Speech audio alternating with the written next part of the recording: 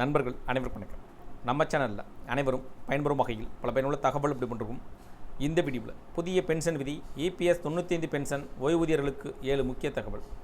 என்ன வகையான தகவல்கள் வெளியிடப்பட்டுள்ளது, இதன் மூலமாக EPS 95 பென்ஷன் வாங்கக்கூடிய எந்தெந்த ஓய்வூதியதாரர்கள், எந்தெந்த பென்ஷன்தாரர்களுக்கு என்ன வகையான புதிய பென்ஷன் விதிகள் மாற்றங்கள் செய்யப்பட்டுள்ளது, புதிய பென்ஷன் விதிகளின் கீழ் ஏதேனும் கூடுதல் சலுகைகளை பெற முடியுமா அல்லது சிக்கல்களை சந்திக்கும் வகையில் புதிய மாற்றங்கள் செய்யப்பட்டுள்ளதா என்பது பற்றிய முழு விவரங்களும் தெரிவி பார்க்கலாம்.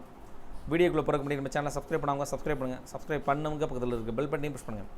அப்போ தான் நம்ம அடுத்தபடி எல்லா வீடியும் டைரெக்டாக கிடைக்கும். இந்தியாவில் பணிபுரியும் லட்சக்கணக்கான தனியார் துறை ஊழியர்களின் ஓய்வு கால பாதுகாப்பிற்கு ஆதாரமாக இருப்பது தொழிலாளர் வருங்கால வைப்பு நிதி நிறுவனம் நிர்வகிக்கும் வருங்கால வைப்பு நிதி திட்டமாகும்.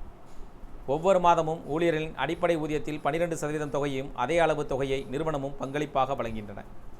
நிறுவனத்தின் பங்களிப்பில் 8.33% பகுதி ஊழியர் ஓய்வூதிய திட்டம் 1995 கீழ் ஓய்வூதிய நிதிக்கும் செல்கிறது. குறைந்தபட்சம் 10 ஆண்டுகள் பணி முடித்தவர்களுக்கு இந்த திட்டத்தின் கீழ் மாதந்தோறும் ஓய்வூதியம் வழங்கப்படுகிறது. இருப்பினும் சமீப காலமாக பல ஓய்வூதிய விண்ணப்பங்கள் நிராகரிக்கப்படுவதாக புகார்கள் எழுந்தன. இதுகுறித்து நாடாளுமன்றத்தில் எழுப்பப்பட்ட கேள்விக்கு மத்திய தொழிலாளர் மற்றும் வேலைவாய்ப்பு அமைச்சர் விரிவான விளக்கத்தையும் அளித்துள்ளது. ஓய்வூதிய கோரிக்கைகள் நிராகரிக்கப்படுவதற்கான முக்கிய காரணங்கள், ஓய்வூதிய விண்ணப்பங்கள் நிராகரிக்கப்படுவதற்கு அரசின் கொள்கை மாற்றங்கள் காரணமல்ல, மாறாக ஆவணங்களில் உள்ள பிழைகளே முக்கிய காரணம் என்றும் மத்திய இணையமைச்சர் சோபா கரன்லஜே தெரிவித்துள்ளார். அந்த விவரங்கள் பின்வருமாறு: முழுமையற்ற அல்லது தவறான விண்ணப்பங்கள், விண்ணப்ப படிவத்தில் வங்கி விவரங்கள், பணி அனுபவ ஆவணங்கள் அல்லது தனிப்பட்ட தகவல் விடுபட்டிருந்தால் அல்லது தவறாக குறிப்பிடப்பட்டிருந்தால் விண்ணப்பம் நிராகரிக்கப்படும். கணக்கு எண்களில் உள்ள சிறிய பிழைகள் கூட இதற்கு காரணமாகலாம். தரவு முரண்பாடுகள், EPFO பதிவில் உள்ள தகவல்களும் விண்ணப்பதாரர் சமர்ப்பிக்கும் ஆவணங்களும் இடையே ஒற்றுமை இல்லாவிட்டால் சிக்கல் ஏற்படும். குறிப்பாக பிறந்த தேதி, பணியில் சேர்ந்த அல்லது விலகிய தேதி, ஆதார் விவரங்கள் மற்றும் வங்கி கணக்கு தகவல்களின் மாற்றம் இருந்தால் தானியங்கி முறையில் ஓய்வூதியத்தை வழங்க முடியாது.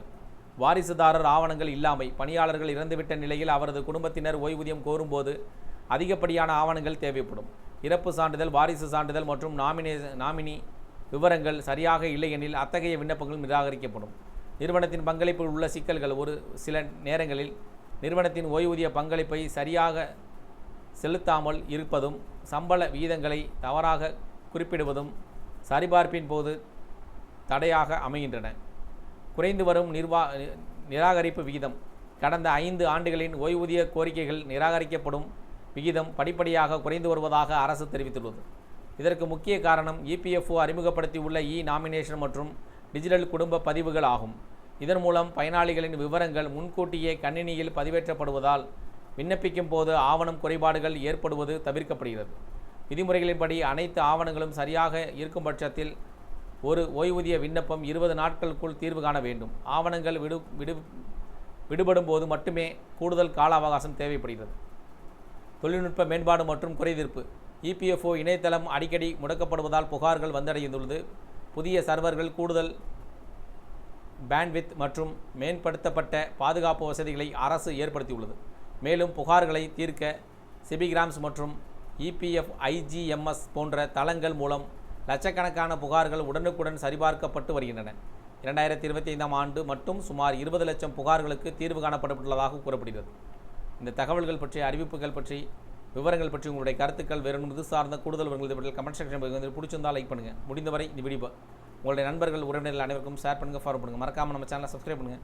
சப்ஸ்கிரைப் பண்ணுங்க, பக்கத்தில் இருக்க பெல் பட்டனையும் ப்ரெஸ் பண்ணுங்கள். அப்போ தான் நம்ம அடுத்தபடி கூட டைரெக்டாக கிடைக்கும். தேங்க்யூ ஃபார் வாட்சிங்.